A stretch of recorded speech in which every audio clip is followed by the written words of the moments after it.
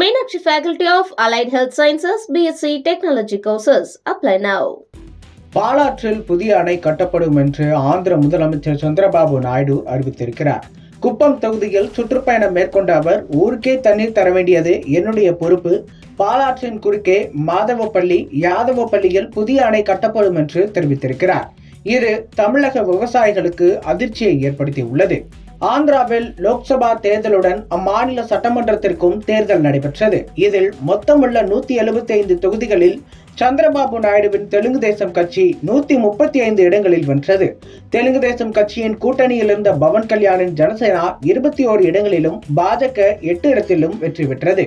ஆளும் கட்சியாக இருந்த ஜெகன்மோகன் ரெட்டி கட்சி படுதோல்வியை சந்தித்தது. எதிர்க்கட்சி அந்தஸ்து கூட அந்த கட்சிக்கு கிடைக்கவில்லை. ஆந்திராவில் முதலமைச்சராக பொறுப்பேற்றுக் கொண்டது முதல் பல்வேறு அதிரடி நடவடிக்கைகளை சந்திரபாபு நாயுடு மேற்கொண்டு வருகிறார். மாநிலம் முழுக்க சுற்றுப்பயணம் மேற்கொண்டு வரும் சந்திரபாபு நாயுடு மக்களிடையே உரையாற்றியும் வருகிறார்.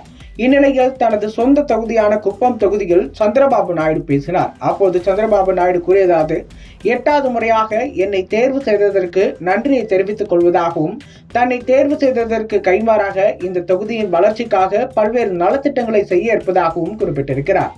ஆந்திர மாநிலத்தை கஞ்சா போன்ற போதைப் பொருட்கள் இல்லாத மாநிலமாக மாற்றுவேன். படித்த இளைஞர்களுக்கு வேலை வாய்ப்பை உருவாக்குவேன். பாலாற்றின் குறுக்கே மாதவப்பள்ளி, யாதவப்பள்ளியில் புதிய அணை கட்டப்படும். ஊருக்கே தண்ணீர் தர வேண்டியது தன்னுடைய பொறுப்பாகும். அதனை பொன்னாக மாற்றுவது உங்கள் பொறுப்பு என்றும் அவர் குறிப்பிட்டு பேசியிருக்கிறார். பாலாற்றின் குறுக்கே தடுப்பணை கட்டினால் தமிழகத்திற்கு பெரும் பாதிப்பு ஏற்படும் என்பதால் தமிழக விவசாயிகள் அதிர்ச்சியடைந்துள்ளனர். கடந்த 2005ஆம் ஆண்டு ஜெயலலிதா ஆட்சி காலத்தின் போது பாலாற்றின் குறுக்கே சந்திரபாபு நாயுடு தடுப்பணை கட்ட முயற்சி செய்தார். இதற்கு ஜெயலலிதா உச்சநீதிமன்றத்தை நாடி தடை உத்தரவும் பெற்று தந்தார். இந்த வழக்கு உச்சநீதிமன்றத்தில் நிலுவையில் உள்ள நிலையில் பாலாற்றின் குறுக்கே தடுப்பணை கட்டப்படும் என சந்திரபாபு நாயுடு அறிவித்திருப்பது பரபரப்பை ஏற்படுத்தியுள்ளது. பாலாற்றில் ஏற்கனவே 20க்கும் மேற்பட்ட சிறிய தடுப்பணைகள் கட்டப்பட்டுள்ளன. பாலாற்றின் கிளையாற்றிலும் தடுப்பணைகளை ஆந்திர மாநில அரசு கட்டி வைத்துள்ளது.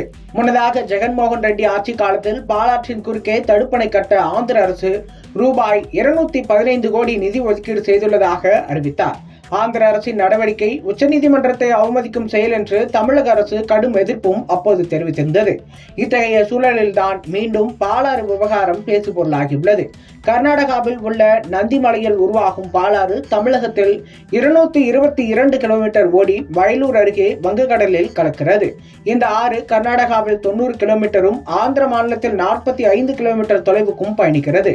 ஒருங்கிணைந்த வேலூர் மாவட்டத்தில் மட்டும் 127 கிலோமீட்டர் தொலைவிற்கு பாலாறு செல்கிறது. பாலாற்றில் ஆந்திரா கட்டியுள்ள தடுப்பணைகளால் தமிழகத்திற்கு கிடைக்க வேண்டிய தண்ணீர் கிடைக்கவில்லை. இதனால் பாலாற்று நீரை நம்பியுள்ள விவசாயிகள் பெரும் ஏமாற்றம் அடைந்துள்ளனர். இந்த சூழலில் தற்போது பாலாற்றின் குறுக்கே புதிய தடுப்பணை கட்டப்படும் என ஆந்திர முதலமைச்சர் சந்திரபாபு நாயுடு கூறியதற்கு தமிழகத்திலிருந்து எதிர்ப்பு கிளம்ப வாய்ப்பு இருக்கிறது. Meenakshi Faculty of Allied Health Sciences, BSc Technology courses. Apply now.